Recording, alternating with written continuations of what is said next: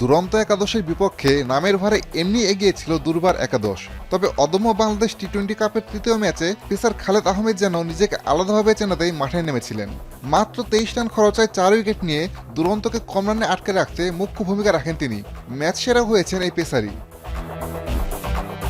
Match শেষে সংবাদ সম্মেলনে ভালো বোলিংয়ের পেছনের রহস্য জানান খালেদ।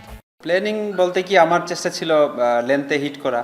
আমি এটাই করে যাচ্ছিলাম। আমি যদি এলোমেলো বল করি ও মাইরা দিবে, তো আমার চেষ্টা ছিল যে ও স্টাম্প টু স্টাম্প বল করা, ও যাতে এসে বল করে।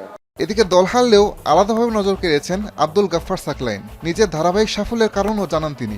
যখন থেকে এসপি টিমে ডাক পেয়েছিলাম, তো বোলিংয়ের পাশাপাশি আমি ব্যাটিংয়েও কাজ করেছি। আমার ওখানে কোচ ছিল ডেভিড রাজিন স্যার, তো উনি আর কি আমাকে আমার যেগুলো ভুল উনি আমাকে ধরাই দিয়েছেন। ওই নিয়ে কাজ করছি, আলহামদুলিল্লাহ ডে বাই ডে ভালো হচ্ছে। দারুণ বোলিংয়ে দলকে ফাইনালে তোলার পর খালেদের চোখ শিরোপার দিকে। ফাইনালে দর্শক আগমন নিয়ে প্রত্যাশার কথা জানান তিনি। বাংলাদেশের যেরকম ক্রাউড হয়, আমাদের দলকে যেরকম মানুষ সাপোর্ট করে, তা অবশ্যই ক্রাউডদের আমি সবসময় মানে অ্যাপ্রিসিয়েট করি যাতে আমাদের মাঠে খেলা দেখতে আসেন।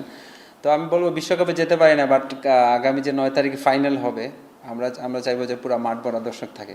3 দলের অদম্য কাপে 2 ফাইনালিস্ট চূড়ান্ত। ধূমকেতুকে এগিয়ে রাখলেও নিজেদের সেরাটা দিয়ে ভালো কিছুর প্রত্যাশা খালেদ আহমেদের। আসাদুজ্জামান লিটন, এখন, ঢাকা।